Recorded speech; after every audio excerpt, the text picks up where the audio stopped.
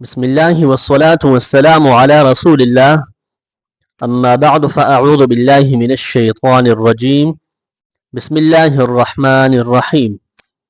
محترم سامعین، آج ہم اپنی اس ویڈیو میں گھر میں خیر و برکت کا ایک ایسا انمول وظیفہ ذکر کریں گے جس وظیفہ کے کرنے سے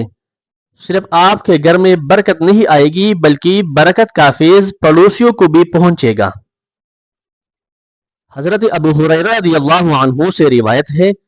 کہ رسول کریم صلی اللہ علیہ وسلم نے ارشاد فرمایا،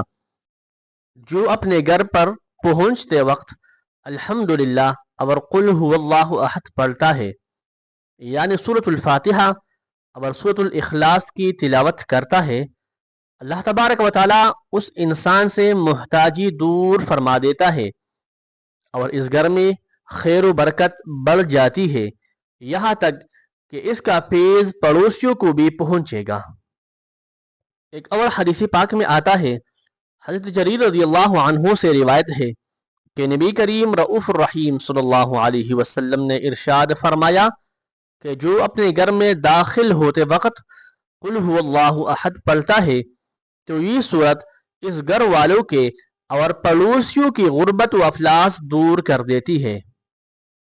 اسی طرح حضرت انس رضی اللہ عنہ سے روایت ہے کہ رسول اللہ صلی اللہ علیہ وسلم نے ارشاد فرمایا کہ جو رات میں بستر پر سونے کا ارادہ کرے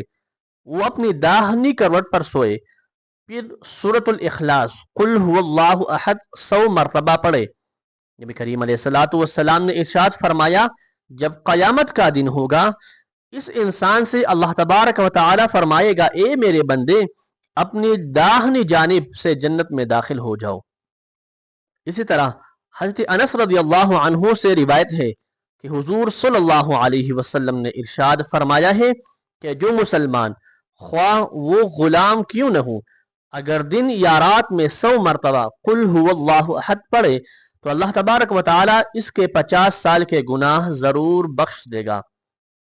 حضرت کعب بن احبار رضی اللہ عنہ سے روایت ہے کہ حضور صلی اللہ علیہ وسلم نے ارشاد فرمایا کہ جو رات اور دن میں 10 مرتبہ قل هو اللہ احد پڑھے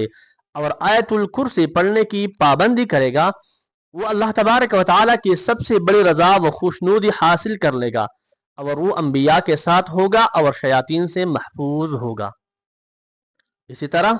حضرت عبداللہ ابن عباس رضی اللہ عنہما سے روایت ہے کہ حضور صلی اللہ علیہ وسلم نے ارشاد فرمایا ہے کہ جو عشاء کے بعد 2 رکعت پڑھے اور ہر رکعت میں سورہ فاتحہ کے بعد 15 مرتبہ قل هو اللہ احد پڑھے تو اللہ تبارک و تعالی اس کے لیے جنت میں 2 ایسے محل تعمیر کرے گا جنہیں اہل جنت دیکھنے کی کوشش کریں گے۔ حضرت ابو ہریرہ رضی اللہ عنہ سے روایت ہے کہ حضور صلی اللہ علیہ وسلم نے ارشاد فرمایا